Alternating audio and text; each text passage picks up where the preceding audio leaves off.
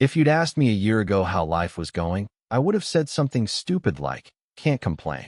I had a house I'd renovated myself, a steady real estate business, and a wife who, on paper, looked like a damn trophy. Rachel was the kind of woman who turned heads without trying. Sharp, stylish, knew how to work a room. But you know what they say about trophies? They look best behind glass, and God help you if you try to touch them too long. It started at a charity gala. One of those wine and smile events where the wealthy rub elbows and the rest of us try not to look like we snuck in through the kitchen. Rachel worked in marketing, and her firm was hosting the thing. I was the supportive husband, wearing a rented tux, sipping bourbon, and pretending to care about centerpieces. Then her boss walked up, Greg Wallace. The guy had the smugness of a man who inherited his position and confused it with talent. He raised his glass, clinked mine, leaned in too close, and said with a grin I'll never forget, "Congrats, Ben. You're going to be a father." I blinked. "Come again."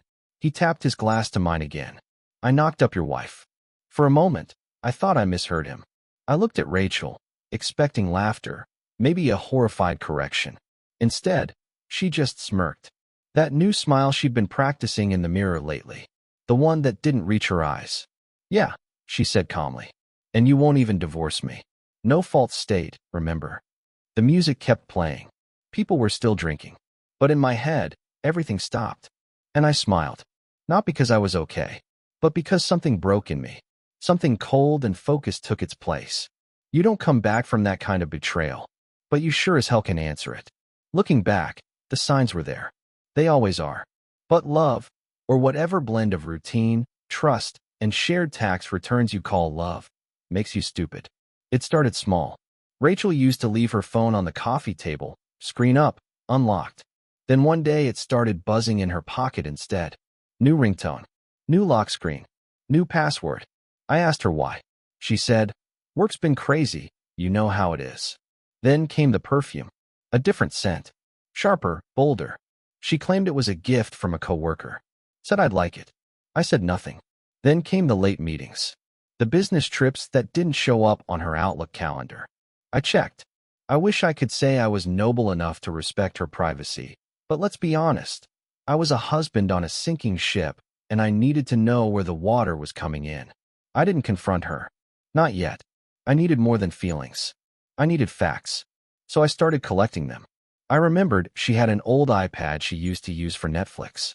She hadn't touched it in months. What she didn't realize is that her iMessages were still syncing to it. Turns out Apple's biggest weakness is assuming people want all their devices connected. The first message I saw hit like a brick to the chest. "Greg, you still wearing that little red thing under your skirt today?" "Rachel, maybe. Come find out at lunch." There were dozens like it. Pictures, voice notes, plans, secrets. The kind of exchanges that didn't belong in a marriage, or at least not mine. I started documenting. Screenshots, folders, backups. Labeled everything. I even bought a portable drive, the kind I used back when I thought I'd write a novel one day. Now it held my life unraveling, bite by bite. It was surreal. I'd sit across from her at dinner, listening to her talk about strategy meetings and branding proposals, knowing full well she was talking dirty to Greg while I was reheating leftovers. One night, she came home late, hair tousled, lips just a little too smudged. She kissed me on the cheek and said, "You're sweet. You know that?" I almost laughed. I smiled instead. That smile had become my shield. Because behind it, I was already gone. Not physically. Not yet. But the version of me that trusted her? He'd been dead for weeks. When she told me she was heading to a conference in Chicago, I nodded and kissed her cheek. Then I called a friend in IT, someone who owed me. He helped me install a discreet tracker on her phone using her cloud credentials. Legal? Probably not. Necessary? Absolutely. The location didn't ping in Chicago. It pinged 20 minutes away, at a resort. A nice one. Couples packages. Spa. Fireplaces. King beds. I didn't rage. I didn't scream. I didn't even drive there. Instead, I poured a glass of bourbon, sat on the back porch, and listened to the cicadas hum while the GPS dot pulsed steadily on my screen.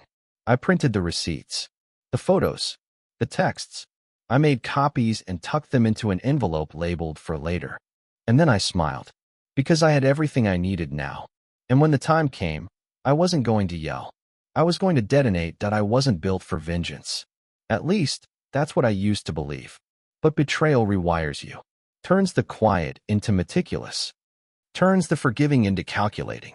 I didn't want revenge, I wanted clarity. And once I had that, the rest wrote itself. First thing I did was hire a private investigator.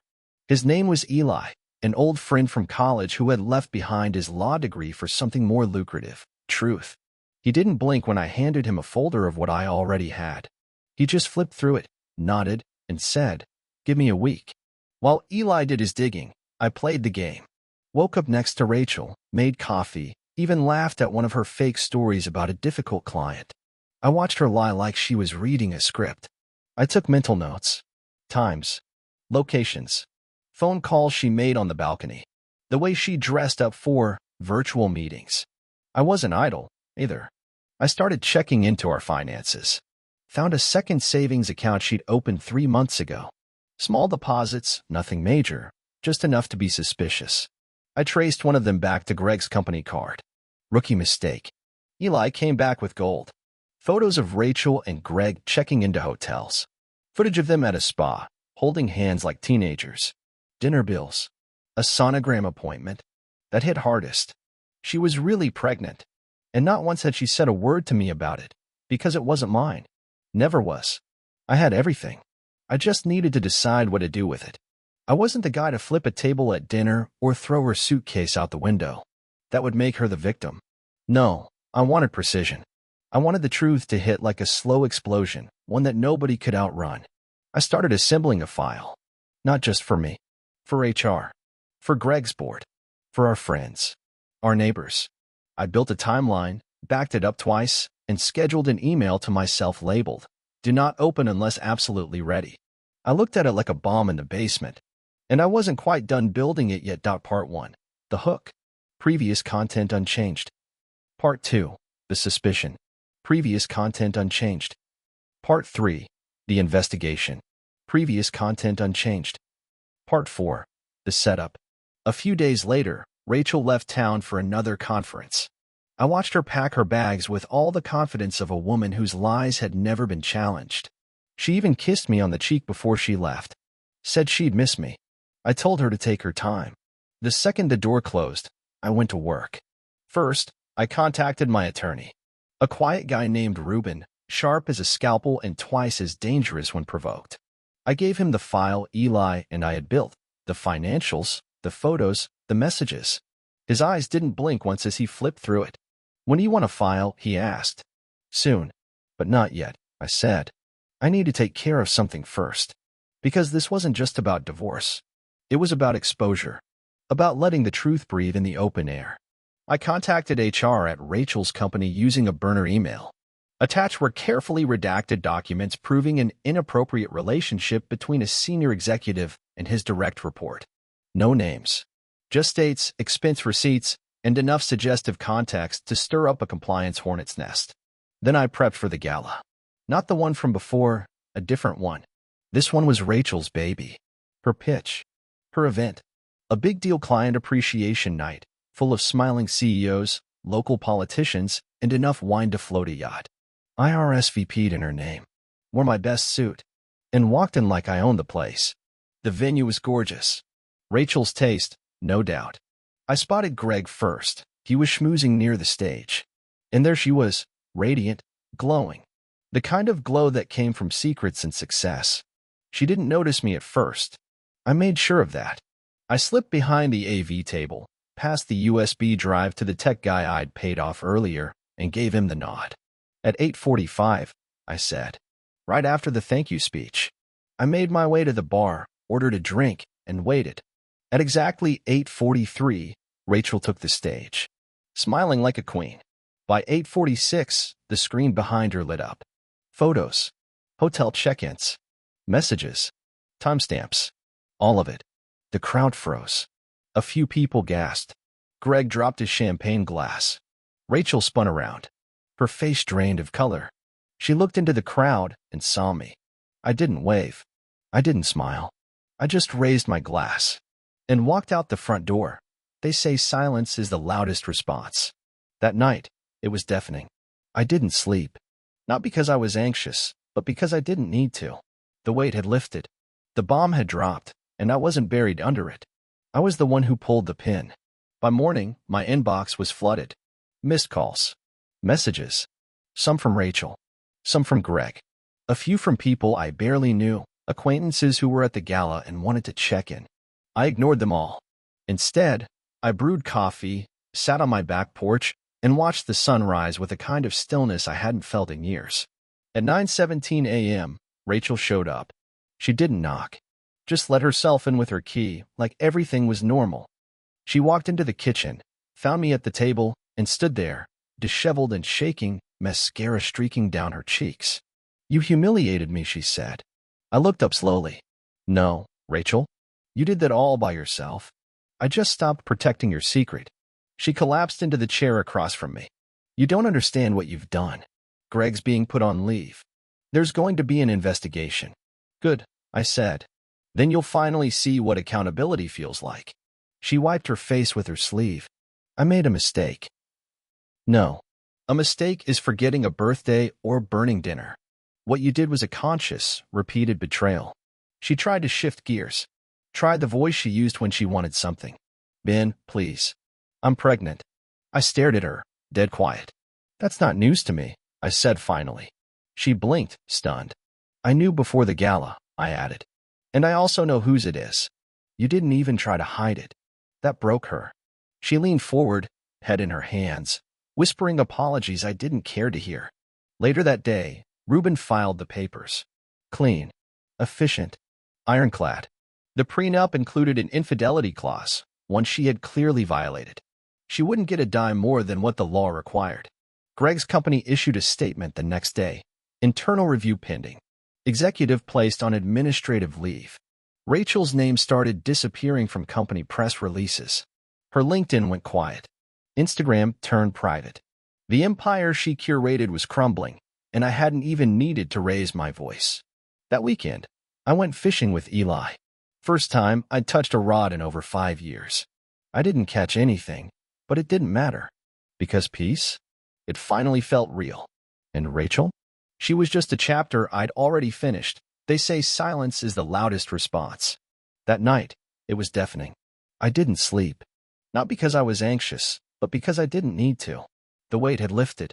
The bomb had dropped, and I wasn't buried under it. I was the one who pulled the pin. By morning, my inbox was flooded. Missed calls. Messages. Some from Rachel. Some from Greg. A few from people I barely knew, acquaintances who were at the gala and wanted to check in. I ignored them all. Instead, I brewed coffee, sat on my back porch, and watched the sun rise with a kind of stillness I hadn't felt in years. At 9:17 a.m., Rachel showed up. She didn't knock. Just let herself in with her key, like everything was normal. She walked into the kitchen, found me at the table, and stood there, disheveled and shaking, mascara streaking down her cheeks. "You humiliated me," she said. I looked up slowly. "No, Rachel. You did that all by yourself. I just stopped protecting your secret." She collapsed into the chair across from me. "You don't understand what you've done. Greg's being put on leave. There's going to be an investigation." "Good," I said. "Then you'll finally see what accountability feels like." She wiped her face with her sleeve. "I made a mistake." "No. A mistake is forgetting a birthday or burning dinner. What you did was a conscious, repeated betrayal." She tried to shift gears. Tried the voice she used when she wanted something. "Ben, please. I'm pregnant." I stared at her, dead quiet. "That's not news to me," I said finally. She blinked, stunned. "I knew before the gala," I added. "And I also know whose it is. You didn't even try to hide it." That broke her. She leaned forward, head in her hands, whispering apologies I didn't care to hear. Later that day, Ruben filed the papers. Clean. Efficient. Ironclad.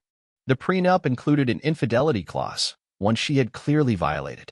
She wouldn't get a dime more than what the law required. Greg's company issued a statement the next day. Internal review pending. Executive placed on administrative leave. Rachel's name started disappearing from company press releases. Her LinkedIn went quiet. Instagram turned private. The empire she curated was crumbling, and I hadn't even needed to raise my voice. That weekend, I went fishing with Eli. First time I'd touched a rod in over 5 years. I didn't catch anything, but it didn't matter. Because peace? It finally felt real. And Rachel? She was just a chapter I'd already finished. The house felt bigger without her. Quieter too, not in a lonely way, more like finally shutting off a machine that had been humming in the background for years. I moved back into the guest room, not out of bitterness, but because it had a view of the trees. I hadn't noticed that in a while. I started putting my life back together the way a mechanic restores an old truck, slowly, one bolt at a time. First, I cleaned the garage, tossed out the broken garden tools, reorganized my workbench. Then the attic, then the closet. It wasn't just about Rachel anymore. It was about making space. I picked up work again. Real estate had been quiet while I played house husband, but my old contacts welcomed me back like I never left. First sale came easy. Second one too. By the end of the month, I had 3 deals pending and a 4th in negotiation. Turns out, betrayal sharpens your instincts.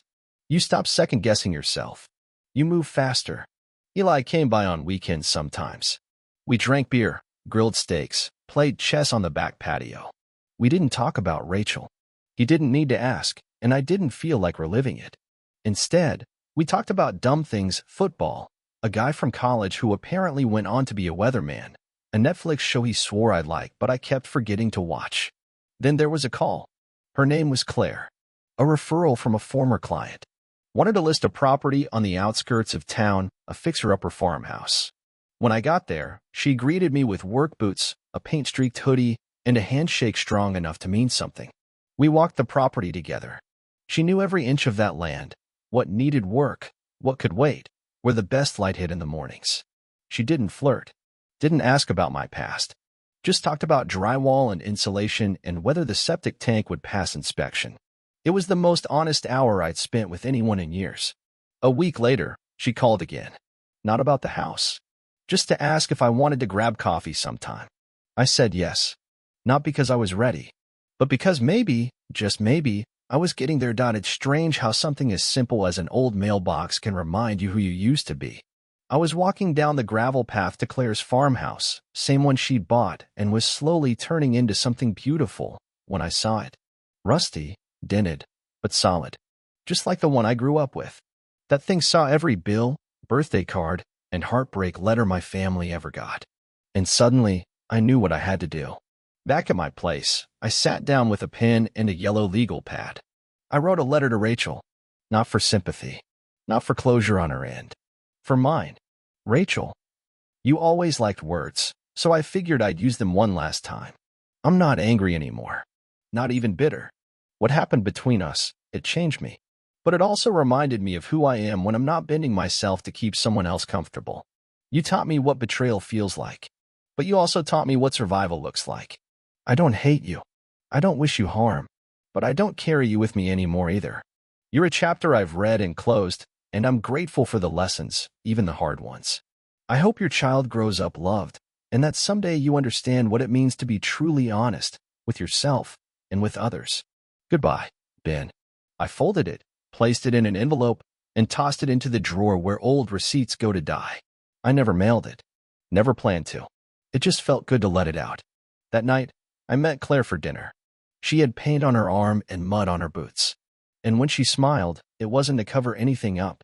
It was real. We didn't talk about the past. We talked about the best kind of wood for porch swings, the first frost coming in, and how she once built a chicken coop out of shipping pallets. I went home with a full heart. And for the first time in a long time, I didn't think about what I'd lost. I thought about what I'd built and what might come next.